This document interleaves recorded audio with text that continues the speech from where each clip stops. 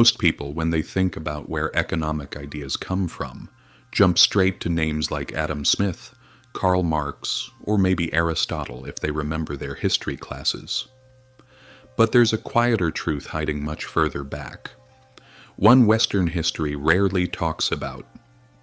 Nearly 1,000 years ago, long before capitalism, stock markets, or central banks, a Muslim scholar issued a warning that still echoes through every financial crisis today. He said something simple, but unsettling. When money loses its moral compass, societies rot from the inside. And honestly, looking at the world we live in now, it feels like he understood us better than we understand ourselves. Welcome to The Financial Historian, where money, power, and history collide, and where nothing is ever as simple as it looks. To understand Al-Ghazali, one of the most influential thinkers of the Islamic Golden Age, you have to picture a world that feels both familiar and completely foreign. It's around the year 1100.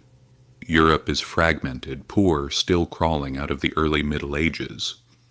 But meanwhile, the Islamic world stretches from Al-Andalus in Spain all the way to Persia and beyond. Its cities are rich, crowded, alive. Baghdad, Damascus, Cairo. These aren't just cities. They're financial and intellectual powerhouses. Trade routes pulse with caravans carrying silk, spices, textiles, silver. Scholars argue about philosophy, law, astronomy, medicine. Markets buzz. Wealth flows. And that wealth is changing society faster than anyone really understands. It's in this world that Abu Hamid al-Ghazali emerges. He's not easy to label. Part philosopher, part jurist, part theologian, part critic. The kind of mind that could explain the purpose of the soul and the purpose of money without missing a beat. Born in 1058 in Persia, Al-Ghazali rises fast. By his mid-30s, he holds one of the most prestigious teaching positions in the Islamic world. But what makes him different isn't his status, it's his discomfort. He looks around and senses something isn't right. Wealth is growing. Markets are expanding, but meaning is shrinking. An economy that looks healthy on the surface, but feels hollow underneath. Sound familiar?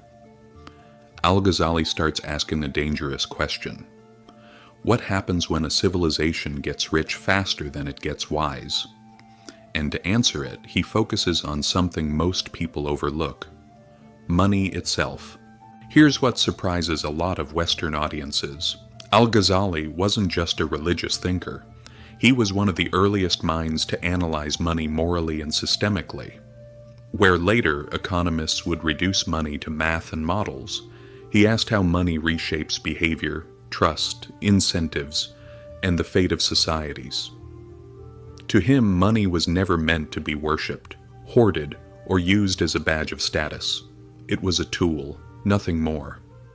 He compared money to a mirror. A mirror has no value by itself. Its worth comes from what it reflects. Money works the same way. Its power isn't in gold or silver, it's in what it allows people to exchange, build, and cooperate. Modern economists like to claim this insight. Al-Ghazali wrote it in the 11th century, and from that idea comes one of his sharpest warnings: hoarded money is dead money. Wealth locked away in chests, buried in courtyards, hidden from circulation, isn't just useless, it's destructive. Money that doesn't move doesn't feed workers, doesn't fund trade, doesn't support families.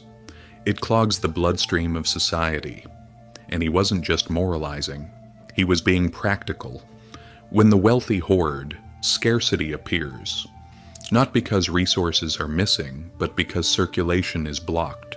Prices distort, markets malfunction, people suffer. Then comes his next insight. Speculation destroys trust. Al-Ghazali had no patience for merchants who manipulated prices, created artificial shortages, or profited from crises. To him, that wasn't clever strategy. It was corruption. "Whoever profits from the suffering of others," he wrote, "profits from corruption."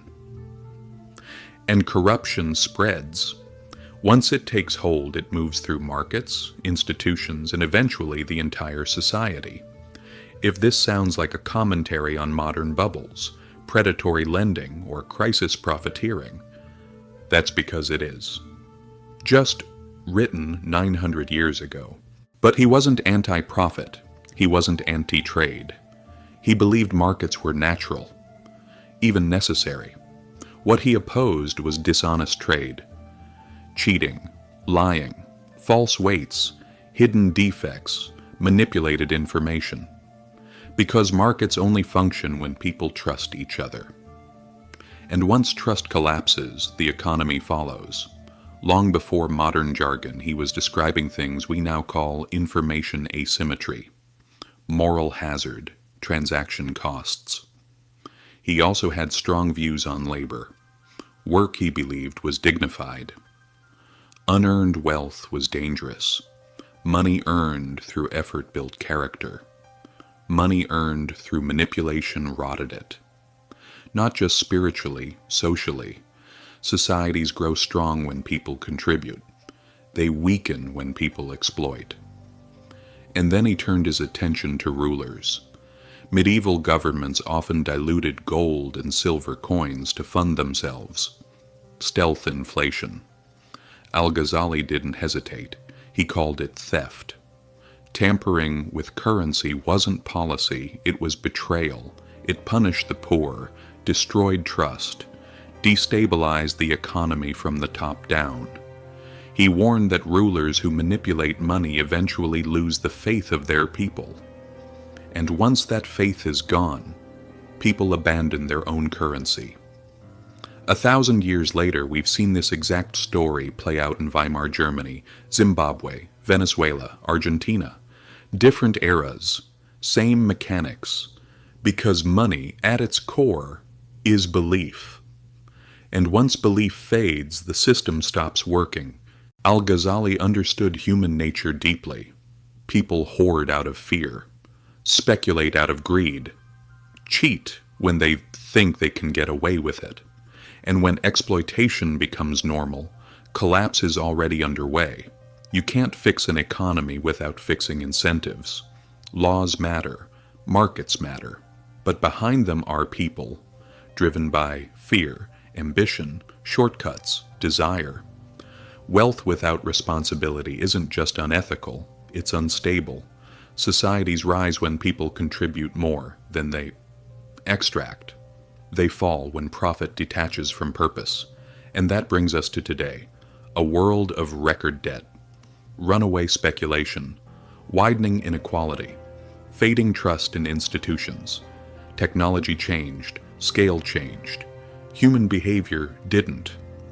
Al-Ghazali would look at our system and say the same thing he said 1,000 years ago. Where justice disappears, prosperity cannot survive. Economies don't collapse because numbers stop adding up. They collapse because trust breaks, because incentives reward the wrong behavior. Because institutions fail to protect fairness. Money isn't mechanical, it's a moral ecosystem. And when that framework collapses, finance follows. That's why his ideas still matter. Because understanding this isn't just history, it's protection. If this gave you a new perspective, make sure to subscribe.